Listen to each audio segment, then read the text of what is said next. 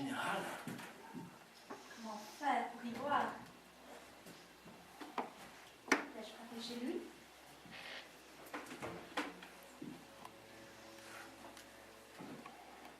Vous êtes là? Quelle chance! Je me doutais que vous ne dormiez pas encore. Comment pourrait-on dormir en ce moment? C'est en hiver qu'il est agréable de dormir.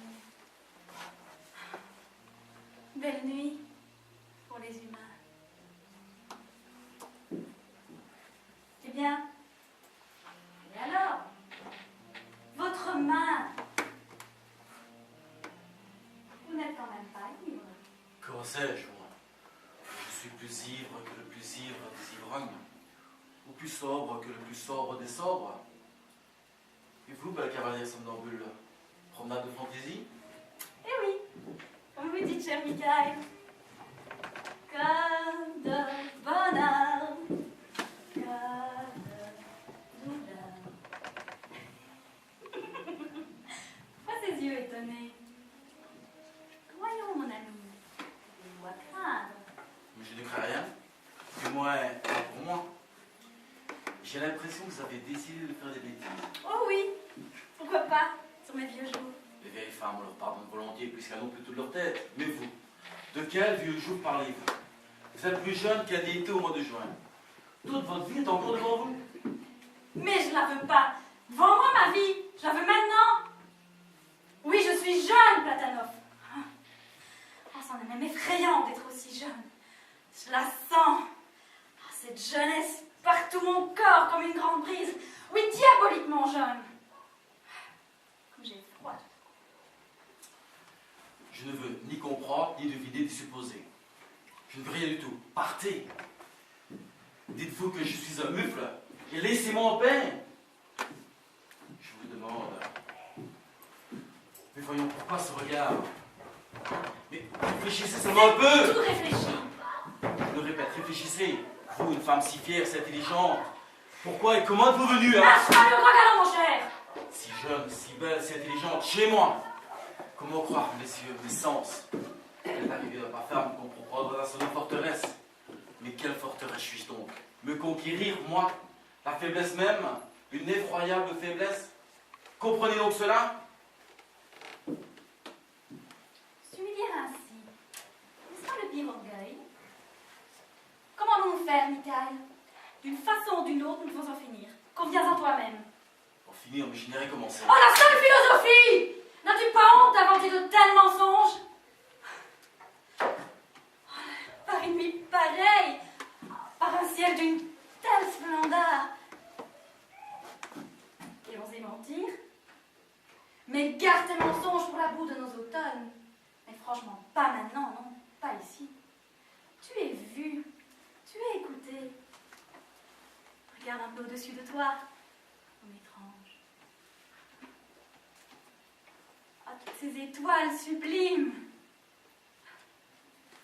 Et il ose mentir? Mais sois donc bon, puisque tout est si bon. Allons, que ton infime personne ne trouble pas une paix si profonde. Chasse tes affreux petits démons. Pas un homme n'a été aimé autant que moi. Pas une femme que tu auras aimée autant que tu l'es de moi. Ne préservons que l'amour. Quant au reste, tout ce qui te tourmente, laissons-le aux autres. Oui, ne préservons que l'amour. Ulysse était peut-être digne d'entendre le chant des sirènes, mais moi, je ne suis pas Ulysse, merveilleuse sirène. Si je pouvais t'apporter le bonheur, que tu es belle, mais de moi, tu ne tiendrais pas le bonheur. Je ferai de toi ce que j'ai fait de toutes les femmes qui sont offertes à moi, je le sais. Je ferai ton malheur. Quelle idée exagérée tu te fais de toi-même. Es-tu donc si dangereux que ça, Don Juan? Ah là là, c'est que tu peux être adorable au clair de lune. Trop mignon. Crois-moi, je me connais. Ne finisse bien que le roman où je ne figure pas.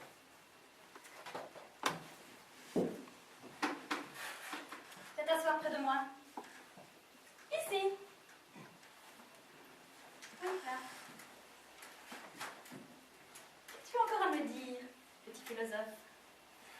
j'avais été honnête, je ne serais pas resté près de toi.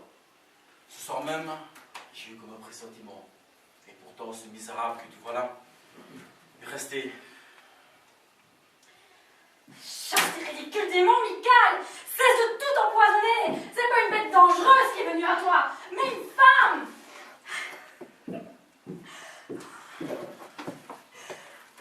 Vois mon visage et celui de là. Si cela te déplaît, je m'en vais. Le veux-tu? Je m'en vais, tout sera comme avant. Ça te va?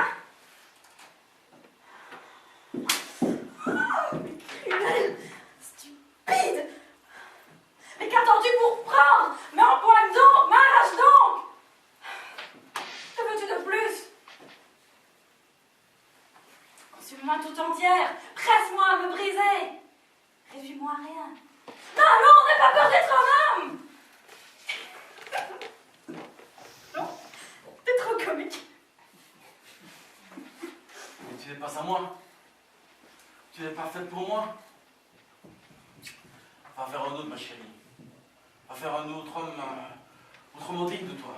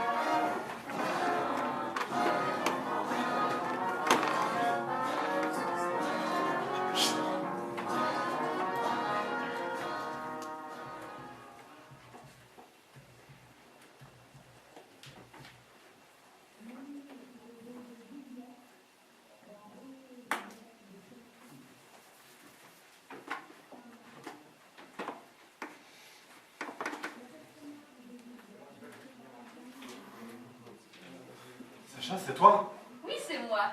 Tu ne m'attendais pas. Pourquoi es-tu resté si longtemps sans venir? Sacha, au nom du ciel, c'est imprudent, ta présence ici peut avoir un effet terrible sur ma femme. Elle n'en saura rien. Je suis passée par l'entrée de service. Je repars tout de suite. Je m'inquiétais. Est-ce que tu vas bien? Pourquoi es-tu resté si longtemps sans venir? Enfin, mais t'as si offensé comme ça, elle est presque en train de mourir et toi tu viens ici. Sacha, c'est inconséquent et c'est inhumain. Que voulais-tu que je fasse? 2 semaines que tu ne viens pas chez nous, que tu ne réponds pas aux lettres. Je pensais qu'ici tu souffrais de façon insupportable, que tu étais malade, que tu étais mort. Je n'ai pas une semaine de repos. Je repars tout de suite. Imagine une chose. Est-ce que tu vas bien? Non, je m'épuise moi-même et les gens n'en finissent pas de m'épuiser. Je suis simplement à bout de force et toi encore là. Comme c'est malsain et comme c'est anormal. Sacha, comme je suis coupable. Comme je suis coupable. Comme tu aimes dire des paroles effrayantes et pitoyables. Tu es coupable? Oui. Tu es coupable? Alors dis-moi, de quoi? Je ne sais pas, je ne sais pas! Ce n'est pas une réponse. Tout pécheur doit savoir en quoi il a péché. T'as fait de la fausse monnaie ou quoi? C'est pas malin. Tu es coupable de ne plus aimer ta femme? Peut-être, mais l'homme n'est pas maître de ses sentiments. Et toi, tu ne voulais pas cesser de l'aimer. Tu es coupable qu'elle n'ait vu te faire une déclaration. Mais non, toi tu ne voulais pas qu'il le voie. Ainsi de suite et ainsi de suite. Il a aimé, il a cessé d'aimer. Tout ça, ce sont des lieux communs, des phrases toutes faites, qui ne sont d'aucun secours.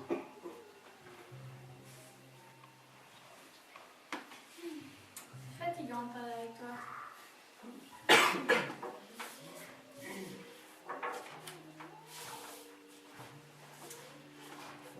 Comme il est bien dessiné le chien. C'est d'après nature. Après nature, et tout notre roman est allé au commun usé. Il a pris du courage, s'est coupé de ses racines, elle est apparue, elle, avec une âme énergique forte.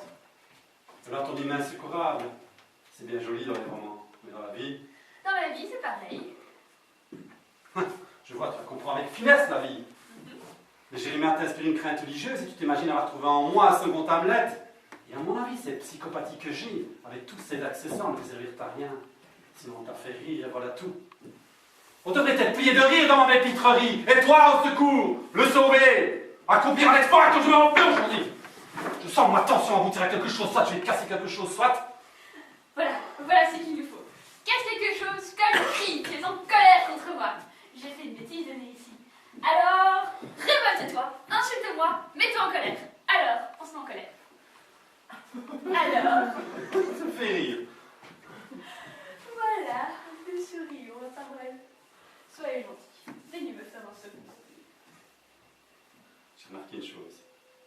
Chaque fois que tu commences à vouloir me sauver, à me faire comprendre le pourquoi et le comment, ton visage il devient tellement naïf et tes pupilles elles s'élargissent comme si tu regardais une comète.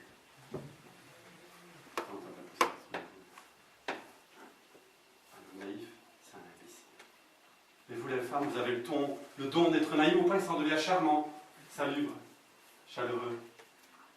Et pas aussi bête que ça même. Mais qu'est-ce que c'est que cette maniette? Vous avez toutes. Tant que l'homme est joyeux et fort, en bonne santé, vous lui prêtez aucune attention. Et dit qu'il commence à se laisser rouler au bas de la pente et qu'il pleure la misère, vous jetez à son cou. Être l'épouse d'un homme fort et courageux, est-ce donc pire qu'être la garde-malade de je ne sais quel raté pleurnichard? C'est pire. Ah ah! Mais pourquoi donc? Darwin ne se doute pas de ça, sans quoi il vous montrerait de quel bois il se chauffe. Vous dépravez la race humaine. Par vos bons sens, on ne verra plus n'être que des géniards et des psychopathes. Il y a beaucoup de choses que les hommes ne comprennent pas. Les femmes préfèrent les ratés aux chanceux parce que ce qui les séduit toutes, c'est un amour actif. Tu comprends? Actif. Les hommes sont pris par leurs affaires. C'est pourquoi pour eux, l'amour passe au troisième plan. Parler avec leur femme, passer un moment avec elle au jardin, passer un moment en bière, puis verser une larme sur leur tombe. Voilà tout. Alors que pour nous, l'amour, c'est la vie. Je t'aime. Cela signifie que je rêve à la façon dont je te guérirai ton angoisse, dont j'irai avec toi jusqu'au bout du monde. Toi, tu gravis une montagne. Moi, je gravis la montagne. Toi, tu tombes dans un ravin. Et moi aussi, je tombe dans un ravin. Par exemple, pour moi, ce sera un grand bonheur de recopier tes papiers à longueur de nuit, de veiller à longueur de nuit à ce que personne ne te dérange, ou de faire 100 vestes à pied avec toi. Je me souviens, il y a 3 ans, tu es venu chez nous. Tu étais couvert de poussière, bronzé, épuisé. Tu m'as demandé un verre d'eau, je t'ai apporté à boire. Je t'ai apporté un verre d'eau et tu t'es déjà couché sur le divan. Tu dormais d'un sommeil de plomb. J'ai passé 12 heures derrière la porte à veiller à ce que personne ne te dérange. Je me sentais si bien. Plus il demande de peine, plus l'amour est fort. C'est-à-dire, tu comprends, on le ressent plus fort. Actif. C'est de la perversion, ça. Philosophie de jeune fille. En moi, tu dois peut-être comme ça. Va savoir. Sacha, parole d'honneur. Je suis un homme bien. Réfléchis un peu, j'ai toujours aimé philosopher. Mais jamais de ma vie, je l'ai dit, nos femmes sont dépravées. Ou bien la femme s'est engagée vers une mauvaise voie. Je te le juge, j'ai toujours été reconnaissant et rien d'autre, rien d'autre. Ma gentille, ma petite fille, comme tu es amusant. Et moi, quel butin ridicule je fais. Je trouble les bons chrétiens, je pleure en misère en longueur de journée. Mais va-t'en, Sacha, nous nous sommes oubliés. Oui, il est temps d'y aller. J'ai peur que ton honnête médecin, par souci du devoir, n'ait rapporté à Anna Petrovna que je suis ici. Bon, maintenant écoute-moi. Rentre avec ta femme et reste avec elle. Reste ici. Reste ici. Si tu dois rester 1 an, reste 1 an. 5 ans, reste 5 ans. Va la voir, demande-lui pardon. Tout ça, c'est ce qu'il faut. Et surtout, lui passe ce que tu as à faire.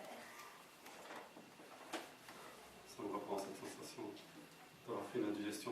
Ouais, tu rouge, une fois de plus. Bon, tu peux ne pas du tout penser à moi. Si d'ici 2 semaines, tu m'écris un mot, ce sera déjà bien. Et moi aussi, je t'écrirai.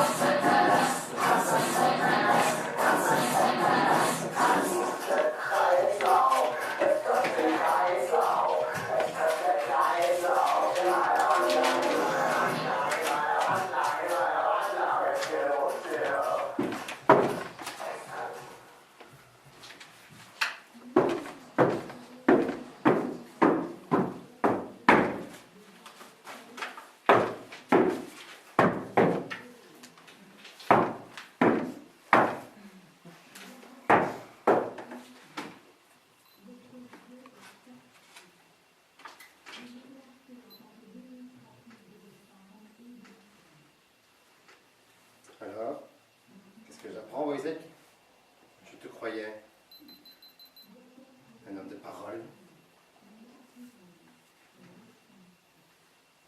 Et quoi donc, monsieur le docteur? Je t'ai vu, Wojciech. Tu as pissé dans la rue, pissé contre le mur, comme un chien. Et je t'ai donné 2 groschen par jour, Wojciech. C'est mauvais. Le monde devient mauvais. Très mauvais.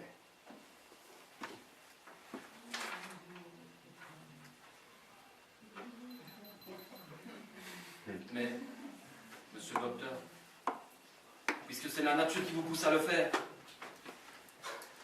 Ah bon? La nature pousse. La nature pousse. La nature. Mais je vais montrer que le musculus constrictor vésicae est soumis à la volonté. Nature. Wojciech. L'homme est libre. En l'homme, l'individualité se transfigure toujours en liberté. On ne peut pas retirer son urine. Non. Non. Non.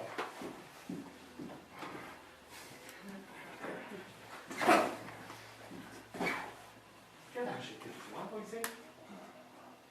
On va faire une révolution dans la science. Je vais la faire exploser. Urée 0,10, chlorure d'ammonium, hydroxyde.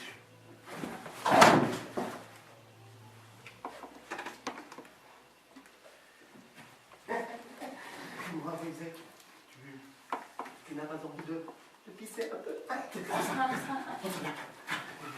Pisser un peu.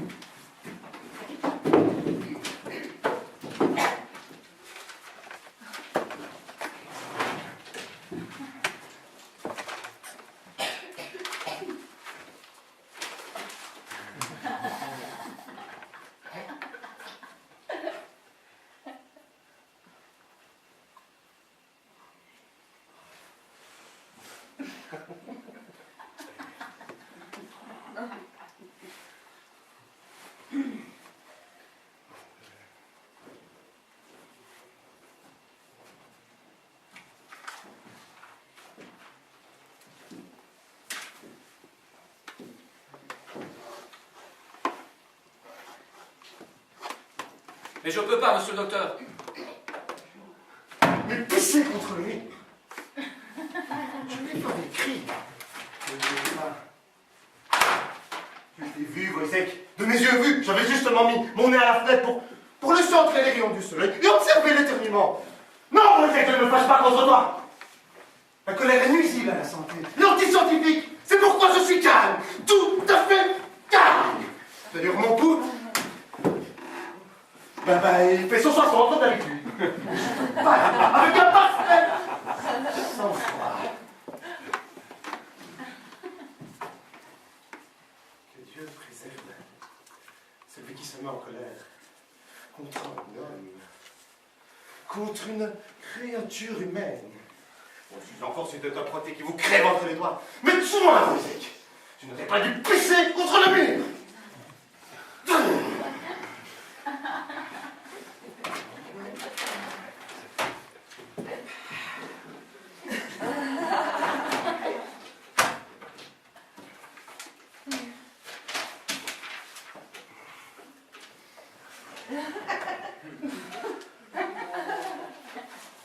Voyez-vous, monsieur le docteur, on a parfois son caractère, sa structure. Mais avec la nature, il en va autrement. Voyez-vous, avec la nature, c'est quelque chose de... Comment dirais-je, par exemple? Wojciech, tu recommences à philosopher.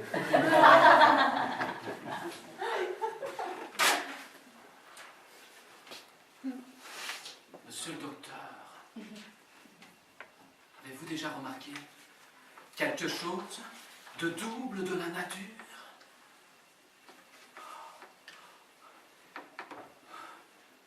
Lorsque le soleil indique midi et que le monde est en train de s'embraser, une voix terrible m'a déjà parlé. Tu souffres d'aberration?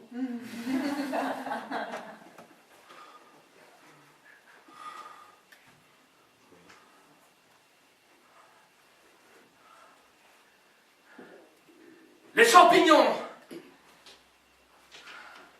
Les champignons, monsieur le docteur. C'est là! C'est là que ça se tient.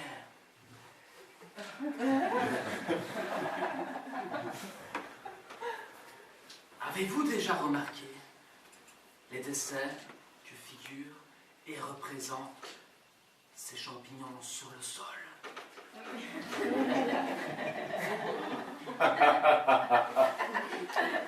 Si on pouvait les lire.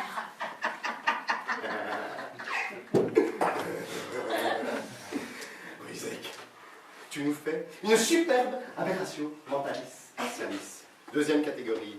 Joliment caractérisée d'ailleurs. Wojciech, tu auras un supplément. Je disais donc, deuxième catégorie. Idée fixe. État mental.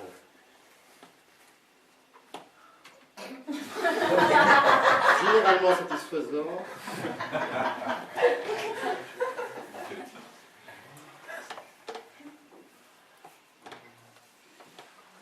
Moi, Wojciech, tu fais tout comme d'habitude.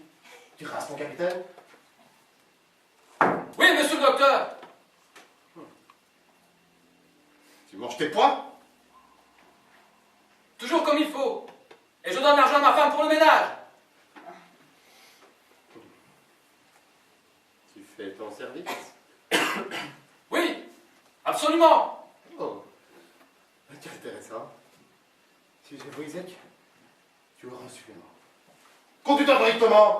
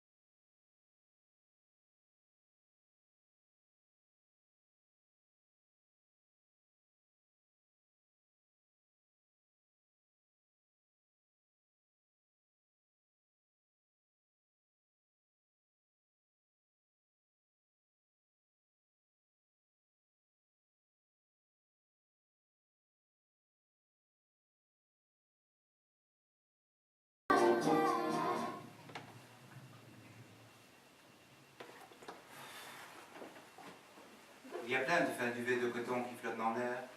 Je sais, c'est mauvais pour mes sinus. C'est que vous êtes une femme très délicate. Délicate, moi? Oh non, je suis bien constituée. Vous avez de quoi. Mais chaque morceau est délicat. Du premier choix. Appétissant, si j'ose dire. Oh. Vous avez une texture très fine, très lourde. Il n'y a pas à dire. Notre conversation devient très personnelle. Oui, vous me faites penser à du coton. Non. Il n'y a pas une fibre, même pas la fibre de coton, qui ait la délicatesse parfaite de votre peau. Eh bien, il faut que je dise merci ou quoi? Non. Souriez tout simplement, Madame Megan. Vous avez un sourire séduisant. Des faussettes. Non. Mais si. Souriez, Madame Megan. Allez, souriez. Vous voyez, vous avez des faussettes. Oh non, s'il vous plaît, ne me touchez pas. Je n'aime pas qu'on me touche. Alors pourquoi riez-vous? Faut pas m'en empêcher. Vous me rendez tellement nerveuse, monsieur Vaccaro. Monsieur Vaccaro. Oui. Oh, j'espère que vous ne croyez pas qu'Archie a quoi que ce soit à voir avec l'incendie. Je vous jure qu'il n'a jamais quitté le portique. Je m'en souviens parfaitement maintenant. On a passé la soirée assis sur le siège du portique jusqu'à ce que l'incendie éclate. Et puis on a pris la voiture pour aller en ville. Pour célébrer l'occasion. Mais non, non, non! Faites cette remorque, pleine de coton. C'est une bien grosse affaire qui vous tourne dans les bras, Madame Megan, comme un don des dieux. Je croyais que vous aviez dit qu'on n'en parlerait plus. C'est vous qui avez commencé cette fois-ci. S'il vous plaît, n'essayez plus de me brouiller les idées. Je vous jure que l'incendie avait déjà éclaté quand il est revenu. Ce n'est pas ce que vous venez de me dire. Tout embrouillé. On a pris la voiture pour aller en ville. L'incendie a éclaté. Et nous n'en savions rien.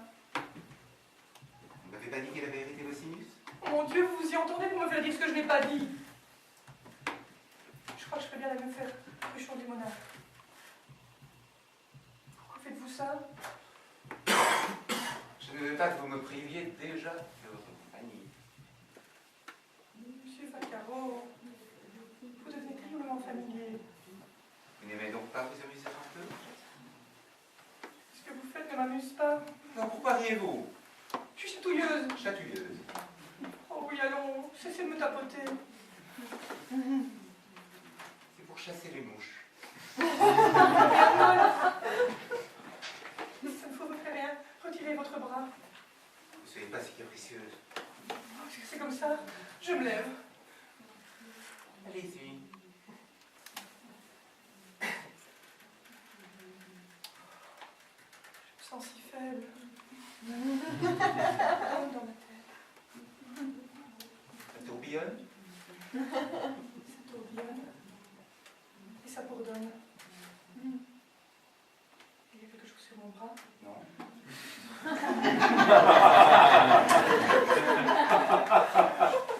Vous transpirez.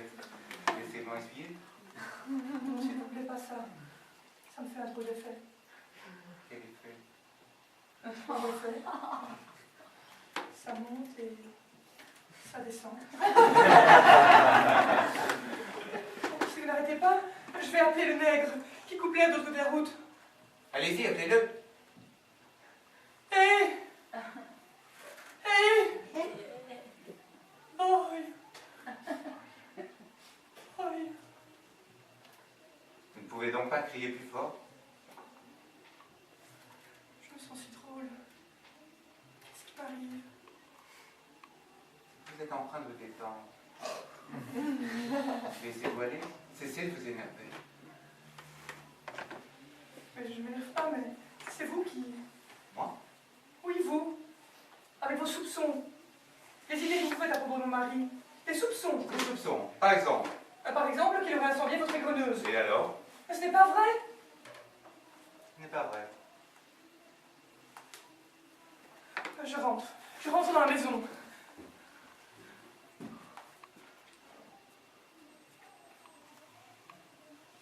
Et vous avez peur de la maison?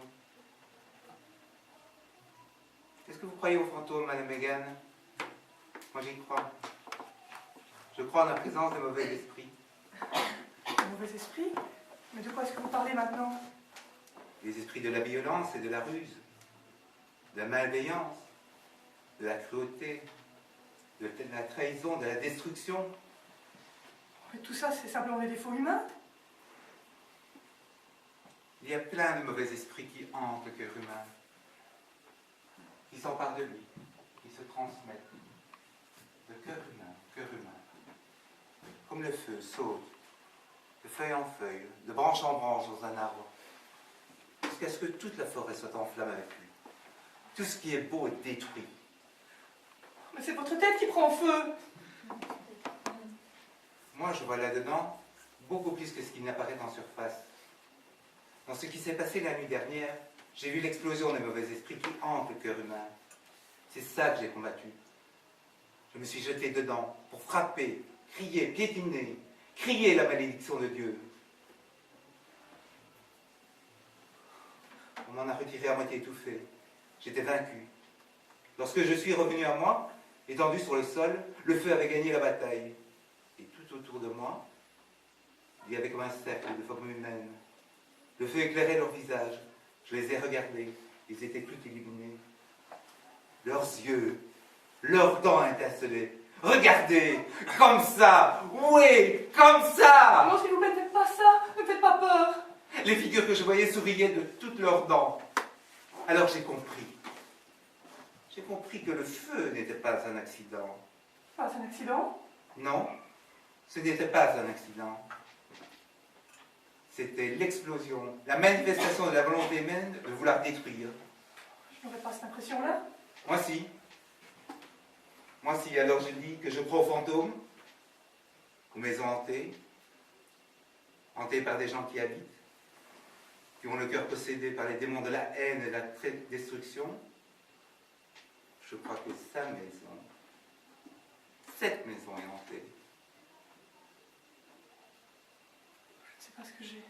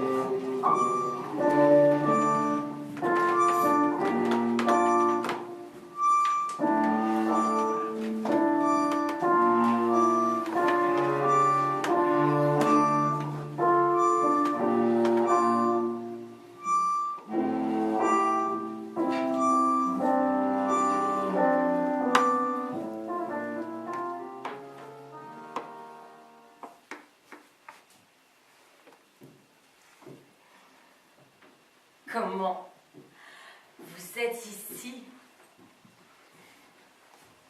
C'est pour cela que vous nous avez quittés si vite. Excusez-moi.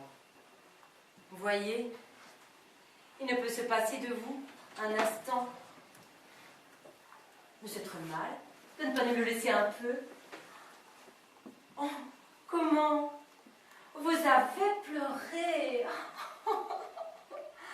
Oh, et lui, quel air morose il a. Querelle d'amoureux.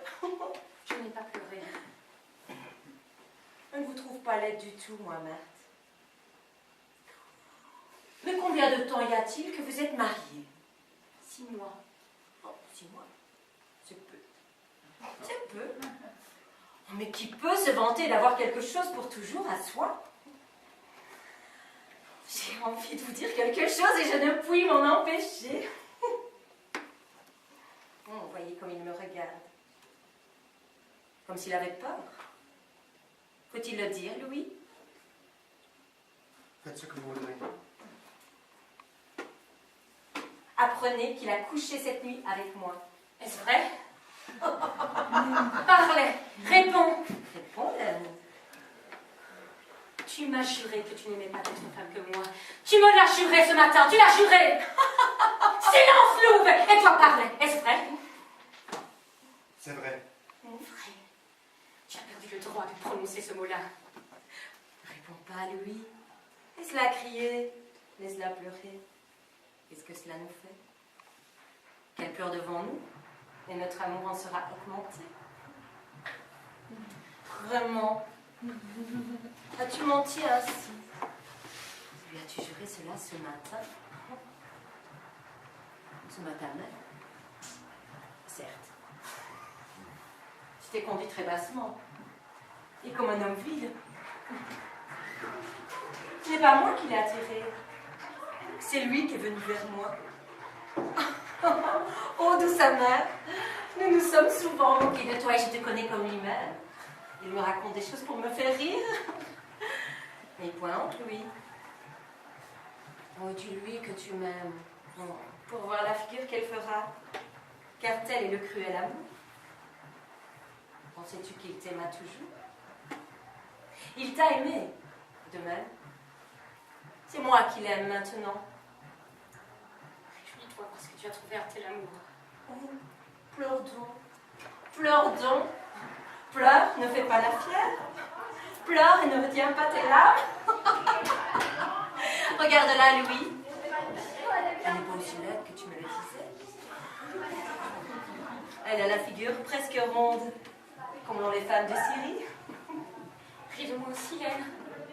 Regarde-moi. Réjouis-toi de l'échange que tu as fait. Mon Marthe, ma femme, ma douce mère.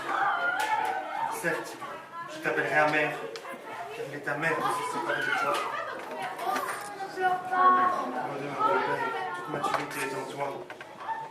Je ne puis vivre avec toi ici, il faut que je te quitte, car c'est la dure raison qui le veut. Je ne suis pas digne que tu me touches. Et voilà que mon secret et ma honte se sont découverts.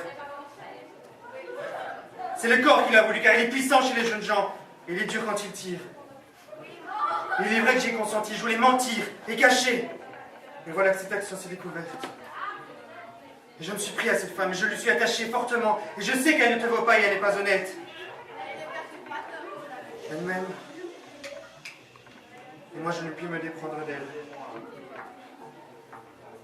Ma femme qui est ici. Tu es ici, il faut que je te dise adieu. Tu es présente. Il faut-il que nous nous séparions? Mylène, je t'appelle par ton nom. Entends-moi. J'entends. J'ai entendu. Lève la tête. Regarde-moi en face, attache tes yeux. Je te dirai la vérité. Tu as volé quand tu étais encore un enfant, car déjà tu jouais et il te fallait de l'argent. Et tu es venu chez nous et tu m'as emporté. Moi qui n'étais jamais allé plus loin que la croix des 5 routes, là où il y a un calvaire. Et j'ai traversé ces eaux sans bornes, et nous sommes arrivés ici, de l'autre côté. Maintenant parle, et accuse-moi. Pourquoi me renvoies-tu? Tu n'as aucune raison à donner, sinon la haine que tu me portes. Marthe, nous ne pouvons vivre ensemble, car je n'en ai pas assez pour toi et pour moi. Nous ne pouvons demeurer ensemble pour toujours, car la froide raison s'y oppose. La raison? La raison s'y oppose, douce amère. Maudite soit la raison, alors que je te parlais d'amour. Et ne crains point, car ce que tu me donnerais, je te le rendrai. Avare, n'accuse point la raison. Accuse l'esprit animal et sournois, l'instinct de fuite et de violence. L'esprit de mort et de dissolution, l'esprit immonde qui le séduit, car il est fait pour mourir. Et moi, je ne me serais point mariée. J'ai ressenti de l'amour pour toi. Oh, laine, toujours les animaux se laissaient prendre par moi sans crainte. Et les enfants ne pleuraient pas lorsque je les tenais. Ne déloue pas mes mains qui sont attachées derrière toi. Ne me fais pas cette honte. Ne me rejette pas, car je suis ta femme. Vois, je me tiens ici devant toi. Mylène, je t'appelle dans mon angoisse. Regarde-moi. Regarde la confusion où je suis. Il faut que je dise tout cela devant cette femme. Et elle rit pendant que je te supplie dans mon humiliation. Ne me rejette pas, car tu n'en as pas le droit quand tu voudrais le faire. Le droit? Entends-tu? Tu n'as pas le droit? Hé, elle a un droit sur toi, entends-tu? Pour moi, je de ma mère, je te dis, fais ce que tu veux. Pour moi, je ne puis cacher qui je suis. Et tu es venu me chercher effrontément dans le lit même de ton hôte. et dans les mains de celui qui te paie ton argent. J'ai vécu librement. Et tu sais que j'en ai connu d'autres avant toi.